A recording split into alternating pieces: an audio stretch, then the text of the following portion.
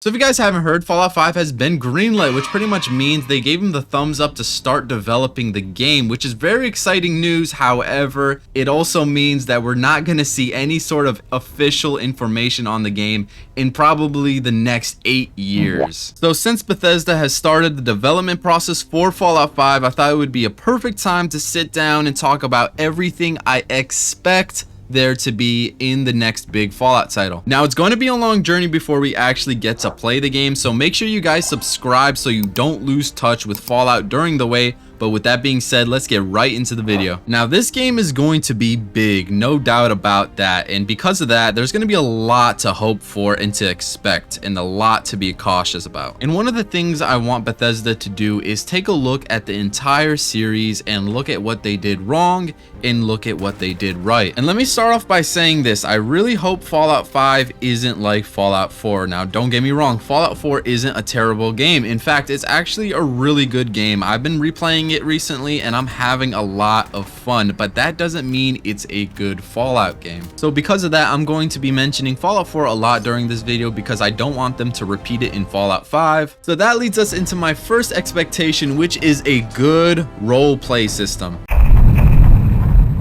Game was rigged from the start. Now, Fallout has always been a role-playing game. I mean, it's even on the cover of the original game, but in Fallout 4, the ability to truly roleplay is almost completely stripped away. The biggest problem? The voiced protagonist? Yeah, I'm the new guy. In the shallow dialogue system. I really don't expect Bethesda to have a voiced protagonist in this newest Fallout because having a voiced character absolutely kills immersion and the roleplay aspect. You can't really create your own personality or imagine your character's identity when there's a voice and tone already chosen for you. And don't get me started on the dialogue options. They need to go back to their roots and completely scrap whatever they did in 4. Your choices barely matter. Like I said, I'm currently playing Fallout 4, and when I went to go talk to the Brotherhood of Steel Elder, I disagreed with him on everything. Like, I was just some outsider showing up out of nowhere, and I was just calling him out on everything, hitting all the quote-unquote bad dialogue options. And even after all of that, he still promoted me to Knight of the Brotherhood. And,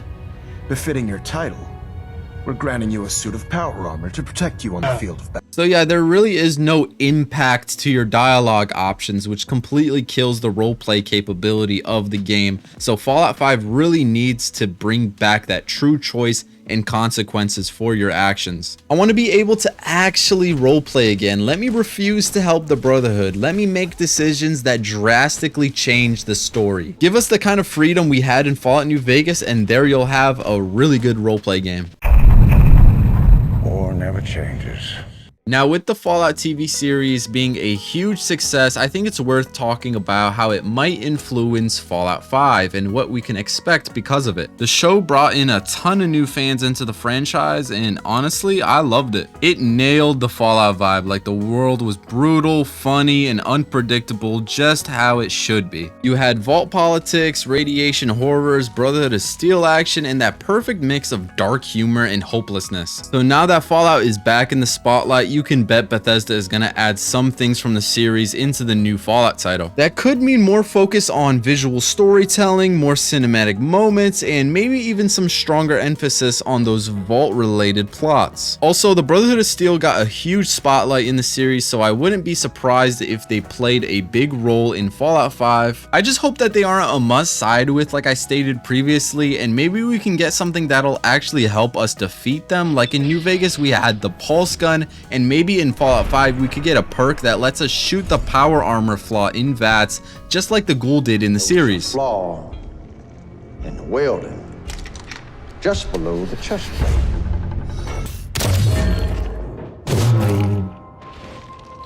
The show also did a great job with the tone, balancing those grim moments with weird offbeat Fallout humor. If Fallout 5 leans into that same style that the series had, and in Fallout 1 and 2, I think they could have something that not just new fans can enjoy, but also veterans who've been playing since the first. Next up is weapons. I expect Fallout 5 to bring in better weapon design. Fallout 4 had some of the goofiest, clunkiest looking weapons in the whole series. I get they were trying to go for that scrap built aesthetic, but it just didn't look like what Fallout is. It looked like a generic apocalyptic game. Compare that to 3 or New Vegas. Those games had modern, sleek looking weapon designs that fit that post-apocalyptic vibe. Fallout 5 should absolutely go into that direction. Give us those weapons that feel powerful, functional, and believable. And while we're still talking about guns, let's not forget about melee weapons, because even melee weapons aren't safe in Fallout 4. They are the worst they have ever been, and they only have like 2 swing animations. Like, they don't even have any heavy attack swings. It's usually clunky, slow, and doesn't feel satisfying as in 3 or New Vegas. Fallout 5 really needs to take melee seriously. Fallout has a perfect setting for creative melee weapons, so lean more into that. Melee builds are some of the most fun to be had, so don't skimp over it. But we can't expect God to do all the work. Now, I know I've been picking on Fallout 4 a lot, so let's give credit where credit is due, and that is the power armor. They made power armor feel like a real heavy mechanical suit. The way it handles is probably the best it's ever felt throughout the whole series, and that's something I 100% want to see in Fallout 5. Definitely going to be expecting that in the new Fallout, but same goes for the gunplay and animations in Fallout 4. They were a huge upgrade. Really smooth shooting mechanics of any Fallout so far, so keep building on that foundation, making it smoother and even more dynamic. And there's something else that I really appreciated in Fallout 4 replaying it that I haven't noticed before, and that is radiation actually feels like a threat. In the previous Fallout games, radiation was kind of like a background mechanic. It existed, yet, you know, you never really thought twice about your surroundings, but in Fallout 4, it capped your health permanently until you got treated. There's a lot of zones in the game where you actually felt the danger of radiation, like the radiation barrels in Fallout 4 can actually kill you. I feel like in 3 in New Vegas, you could just walk and stand inside of them without any consequences whatsoever. So I expect that in Fallout 5. I want radiation to feel deadly again, making the environment feel hostile and unforgiving as it should be.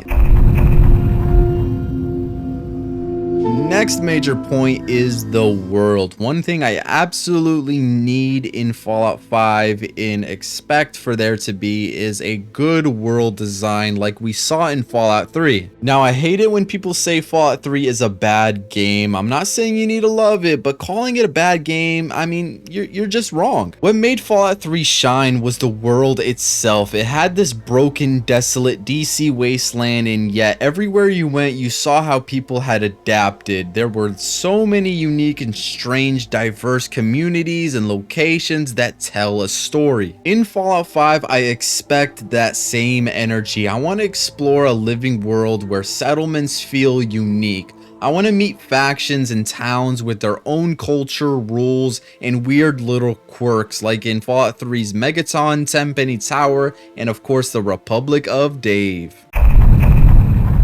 What in the goddamn? Another thing I expect in Fallout 5 is a shift back to the classic visual style that made the earlier games feel so brutal. I cannot stress enough how much I hate the visual style or graphical style, whatever you call it, that they did in Fallout 4 and Fallout 76. In the older Fallout games, the world felt grim, bleak, and truly post-apocalyptic with its graphics. It had that gritty aesthetic that added so much immersion, but in recent years, the series leaned more into a colorful, saturated look that feels really cartoonish. Like, it even changes the enemies' look, and they look so cartoonish. I'm telling you, it is bad. I want to go back to that dark, hopeless tone that Fallout is known for. And that's what I expect Fallout 5 to look and feel like a true wasteland. Bring back that eerie, lonely, broken atmosphere. Let it feel dangerous. Let it feel abandoned. That's what made the world so unforgiving in the earlier games that I absolutely loved.